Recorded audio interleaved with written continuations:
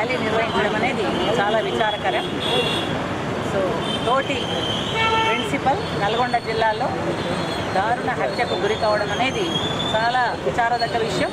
అది కూడా ఒక స్టూడెంట్స్ చేతిలో, ఇద్దరు స్టూడెంట్స్ చేతిలో ఆమె హత్య గావించబడినది అనేది సమాజం ఆమోదించదగ్గ విషయం కాదు.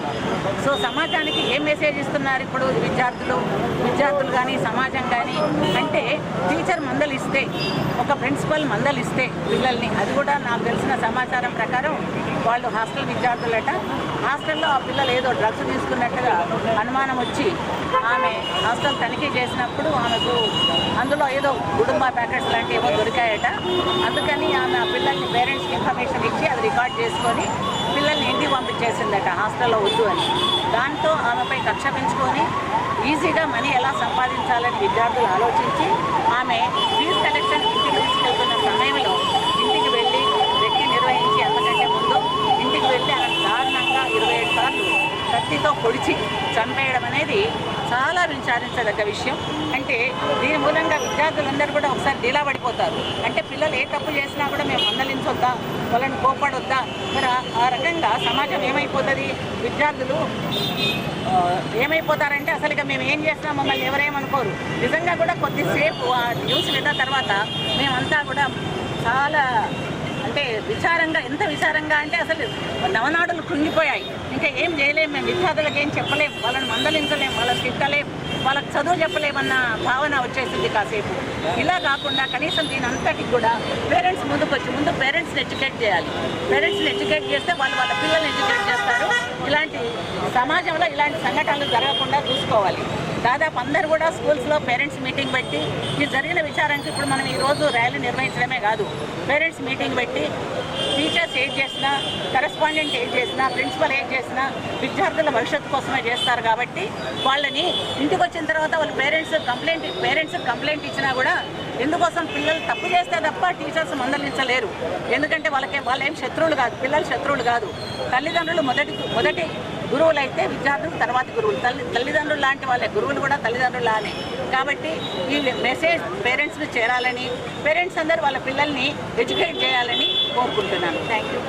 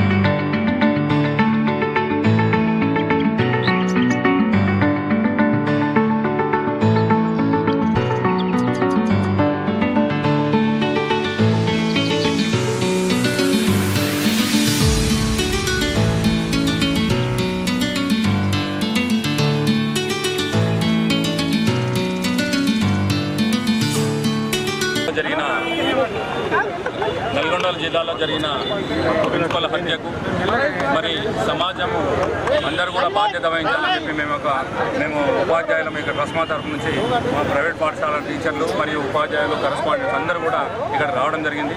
ఎందుకంటే ఈరోజు జరిగిన ఏదైతే సంఘటన ఉందో అది బాధాకరం. మరి అటువంటి బాధాకర విషయాల్లో ఇక్కడ తల్లిదండ్రులు మరియు ఉపాధ్యాయులు మరియు అందరూ కూడా బాధ్యత వహించాల్సిన బాధ్యత మన అందరిపైన ఉంది. ఎందుకంటే ఈరోజు ఒక ఉపాధ్యాయుడు లేనిది ఎక్కడ కూడా సమాజం అనేది ముందుకు పడదు. మన సమాజాన్ని ముందుకు పడాల్సిన ఉపాధ్యాయుడిని హత్య చేసే విధంగా తయారవుతున్నారంటే దానికి ముఖ్య కారణం మరి వాళ్ళు చూస్తున్న టీవీ సామాగ్రి కానీ ఇవే కానీ ఉంటున్నాయి. మరి వీరందరూ కూడా మరి మనమందరం కూడా దానికి తల్లిదండ్రులు ముఖ్యంగా మేము ఉపాధ్యాయులు ఎంత కష్టపడ్డా సరే తల్లిదండ్రులు కూడా దీనికి బాధ్యత వహించినట్టయితే మరి పిల్లల భవిష్యత్తు బాగుపడుతుంది. మరి పిల్లలు రేపు రాబోయే రోజుల్లో మంచి విద్యార్థులుగా తీర్చిదిద్దపడతారని చెప్పి మేము మా యొక్క ఆలోచన.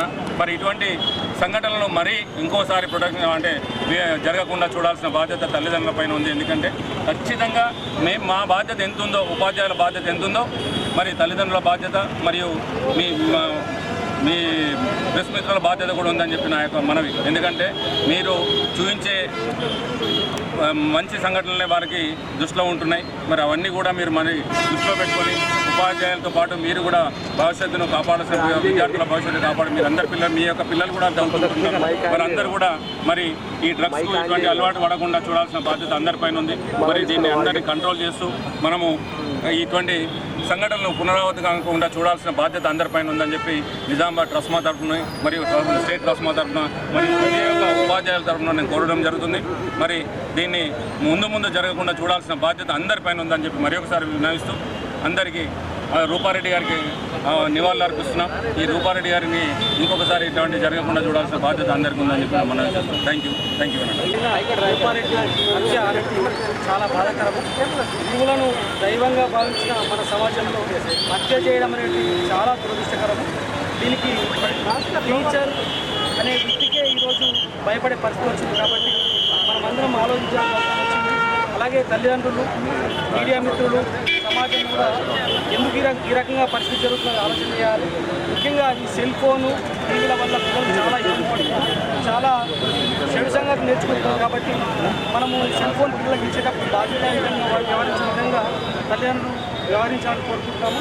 అలాగే ఈరోజు స్కూళ్లకు భద్రత లేకుండా కరువైపోయింది. మేము గత కొన్ని సంవత్సరాలుగా స్కూళ్ళకు భద్రత గురించి అడుగుతున్నాము. హాస్పిటల్కి ఎలాగైతే భద్రత ఉందో స్కూళ్ళకు కూడా భద్రత కావాలని చెప్పేసి చాలాసార్లు నిర్ణయించుకోవడం జరుగుతుంది. అలాగే ఎవరెవరో వస్తున్నారు స్కూళ్ళకి వితౌట్ పర్మిషన్ లేకుండా.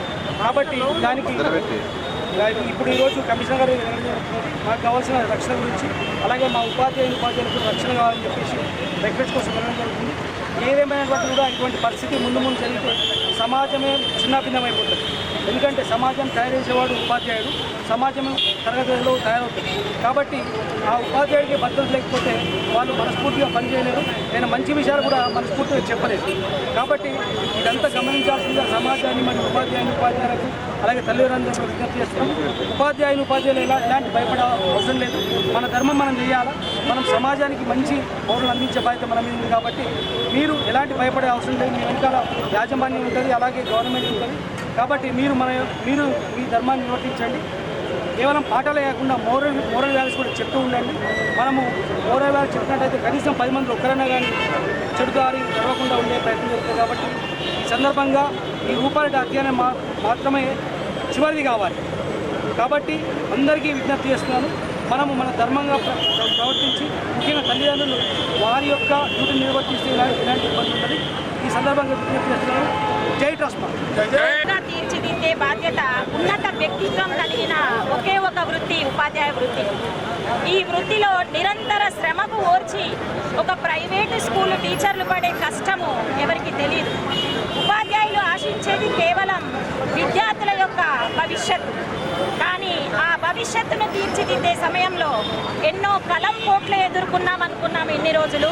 కానీ ఇప్పుడు కత్తిపోట్లు కూడా ఎదుర్కోవాల్సి వస్తుంది. ప్రియమైన విద్యార్థులారా, మీకు ఒక మనవి, మేము ఏది చేసినా మీకోసమే. మీ భవిష్యత్తు బంగారుమయం కావడానికే మా ఆలోచన. మీరు సంపాదించిన సంపాదనను మేము ఆశించట్లేదు. తల్లిదండ్రులు కూడా ఒకటే, మేము టీచర్ల దగ్గరికి పంపించేస్తున్నాం వాళ్ళదే బాధ్యత కాదు. స్కూల్లో ఉన్నంతసేపు మాది బాధ్యత. కానీ ఒక పిల్లవాడు ఎవరితో స్నేహం చేస్తున్నాడు, దేనికి బానిస అవుతున్నాడు, మనము తల్లిదండ్రులు ఉపాధ్యాయులు కలిసి చేసేది వాళ్ళ భవిష్యత్తు. కాబట్టి ప్రియమైన ఉపాధ్యాయుల ఎలాంటి కత్తిపోట్లైనా తుపాకీ దెబ్బలకైనా ఎదిరించైనా ఉపాధ్యాయుడు వృత్తి ధర్మాన్ని మర్చిపోవద్దు. ఈ ట్రస్మా వాళ్ళు మాకు ఉపాధ్యాయులకు ప్రభుత్వ దృష్టిలో ప్రైవేట్ వాళ్ళు అసలు ఉపాధ్యాయులే కారు. కానీ ఒక్కసారి ప్రైవేట్ టీచర్లు బతికున్నప్పుడు పట్టించుకొని ప్రభుత్వం కనీసం ఇలా చనిపోయినప్పుడైనా మాకు మద్దతు ప్రకటిస్తారని మన తెలంగాణ ప్రభుత్వానికి ఒక